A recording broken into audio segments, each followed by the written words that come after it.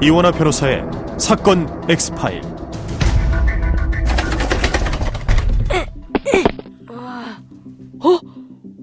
너 누구야? 에이!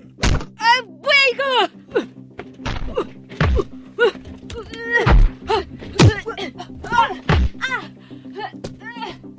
이게 무슨 일이야?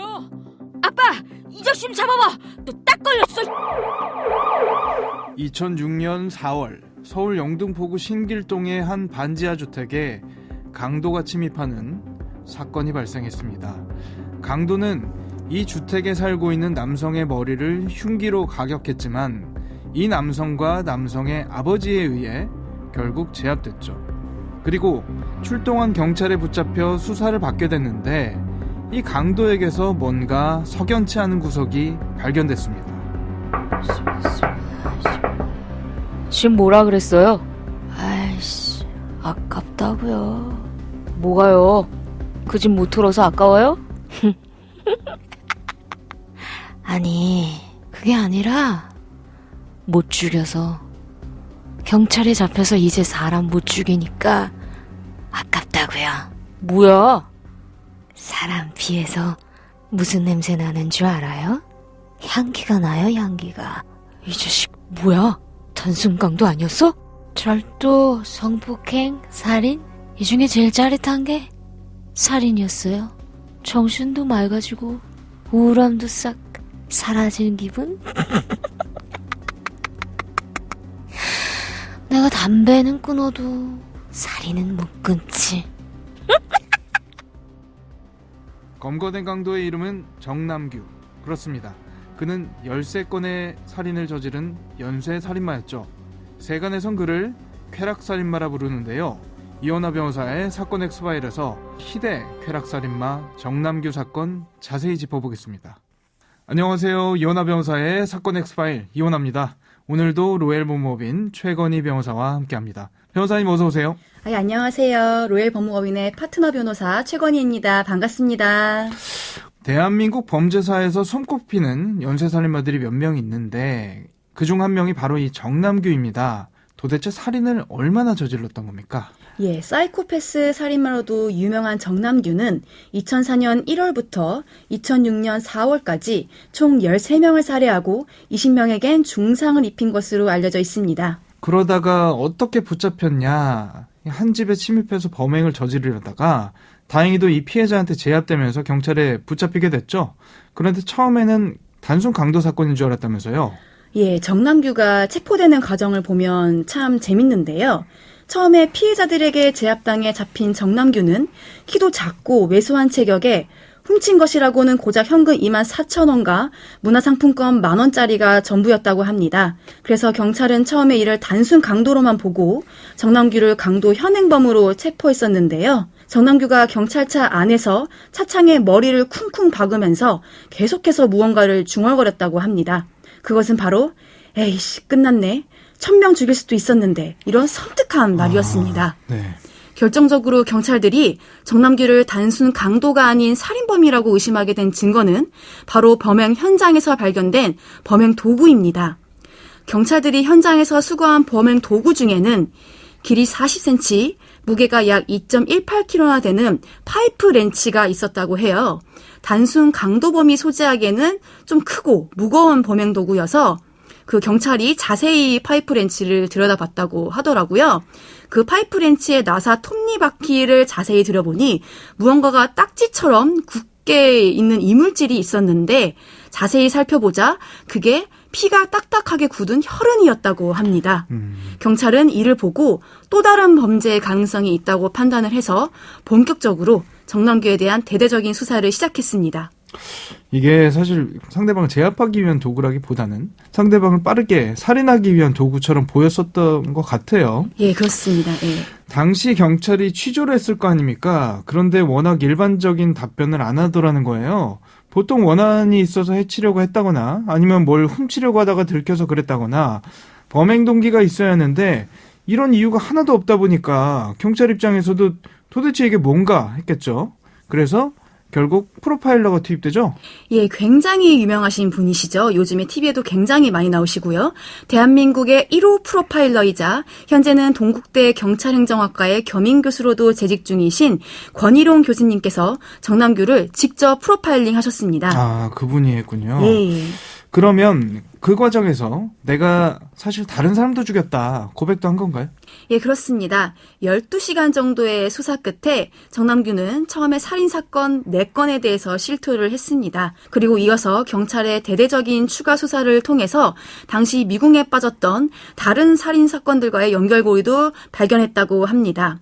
처음에 유영철이 내가 저지른 범죄다 이렇게 자백했던 일면 이문동 여성 살인사건의 경우에도 진범이 유영철이 아니라 정남규라는 사실까지 모두 밝혀졌습니다. 이 이야기를 들어보면요. 뭐 유영철이 그랬다, 뭐 정남규가 그랬다, 정남규가 유영철에 대한 어떤 뭐 경쟁 심리를 좀 가지고 있었던 것 같기도 하고, 예. 본인이 저지른 범행에 대해서 죄책감 같은 거는 하나도 못 느끼고 오히려 자부심을 느끼는 듯했다. 살인에 미친 사람 같다는 거 아닙니까?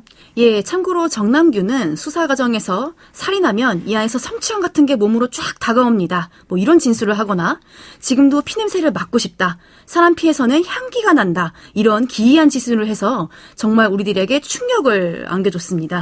소름 끼치네요. 예, 그렇습니다. 쾌락살인이라고 하더라고요. 네, 또한 정남규는 살인을 하면 정신이 맑아지고 뭐 만족감이 느껴진다면서 또 우울함이 사라졌다고 합니다. 이렇게 살인 자체로 쾌락을 느낀 전형적인 쾌락적 살인마임을 스스로 입증했습니다. 또 이런 쾌락살인을 저지른 사이코패스로 유명한 사람이 하나 또 있죠. 아까도 말씀드린 유영철입니다.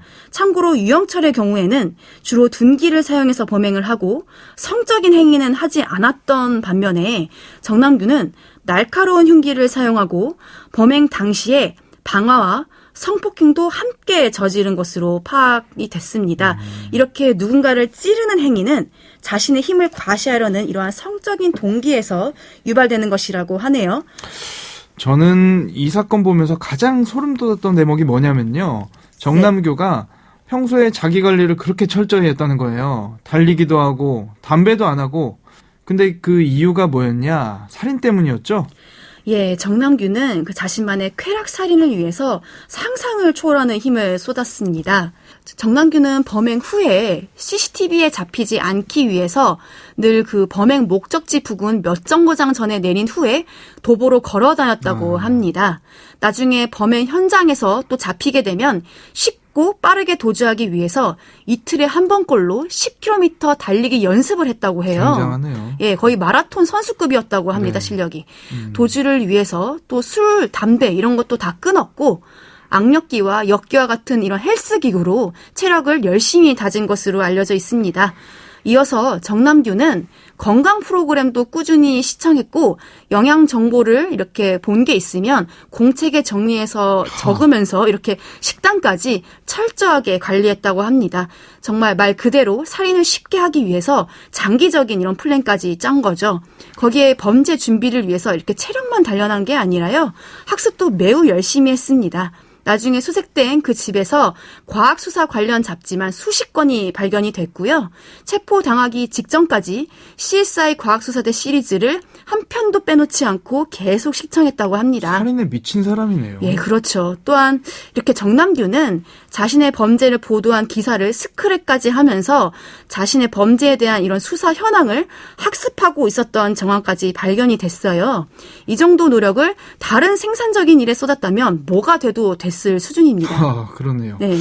저도 한 가지 알고 있는 정보가 있는데 네네. 이 사람이 족적을 들키지 않기 위해서 신발 밑창을 다 갈아서 없앴대요. 아. 그러면 그게 이제 뭐 어떤 신발을 신었는지가 드러나지가 않으니까 그렇죠. 그렇게까지 준비를 했다고 합니다. 자, 아까도 네. 말씀드렸지만 정말 살인에 미친 사람이다 이런 네, 말밖에 맞습니다. 할 말이 없는 것 같은데 네.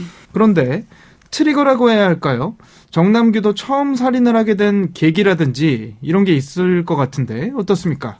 예, 정남규의 첫 살인은 2004년 1월 14일 놀이터에서 즐겁게 놀고 있던 13살, 12살 초등학교 남학생들을 대상으로 이렇게 행해졌습니다. 정남규는 이렇게 첫 살인을 한 뒤에 경찰에 잡히지 않아서인지 그 이후로부터는 겁침없이 범행을 이어갑니다. 같은 달 1월 30일에는 서울 구로구에서 40대 여성을 흉기로 찔러서 중상을 입혔고요.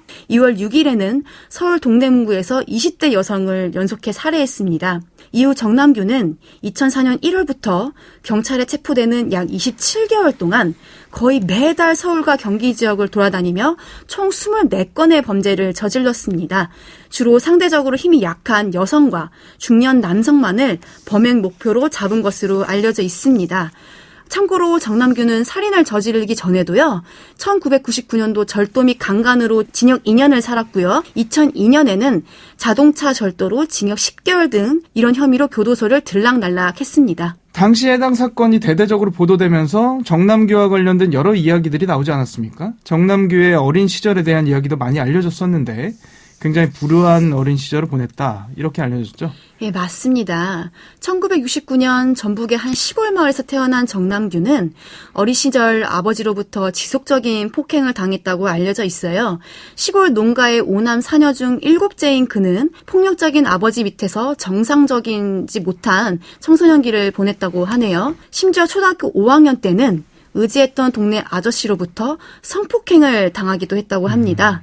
정남규는 경찰 수사 과정에서 자신의 이러한 성폭행 피해 사건이 자신의 인격 형성에 큰 영향을 미쳤다고 스스로 시인했다고 해요. 이렇게 불우했던 어린 시절의 경험으로 정남규는 타인과의 관계를 형성하는 데 큰 어려움을 겪은 것으로 보입니다. 정남규는 고등학생 때도 학교 폭력과 집단 괴롭힘을 당했고 군대에 가서도 심한 구타와 가혹행위 등에 시달리면서 반사회적 성격을 갖게 된 것으로 알려져 있습니다. 물론 불우한 어린 시절을 보냈다고 해서 범죄를 저지른 것을 정당화할 수는 없습니다. 그런데 정남규라는 범죄자가 일반인이라면 도저히 이해할 수 없는 행동을 워낙 많이 보였기 때문에 범죄 동기를 파악하라는 측면에서 참고할 수 있는 정보 정도로 생각해보면 될 것 같고요. 또 눈길을 끌어던 것이 재판 과정에서 갑자기 검사석으로 돌진한다든지 판사를 향해서 내가 담배는 끊어도 살인은 못 끊겠다 이렇게 소리를 지르게 됐다면서요. 예, 맞습니다. 방금 이렇게 말씀하신 것 외에도 정남규는 재판 과정에서 사람을 더 죽이지 못해 우울하고 답답하다. 빨리 나에게 사형을 집행해달라. 이런 돌발적인 발언을 하는 등 전형적으로 쾌락살인범의 모습을 보여서 시민들에게 충격을 안겼습니다. 이렇게 재판을 받으면서도 전혀 반성하는 모습을 보이지 않던 정남규는 결국 13명을 살해한 강도살인 등의 혐의로 대법원에서 사형을 선고받았습니다. 본인이 직접 재판부에 탄원서도 냈다고 하던데 잘못했다 반성한다 이런 거였나요? 놀랍게도 그런 내용이 전혀 아니었습니다.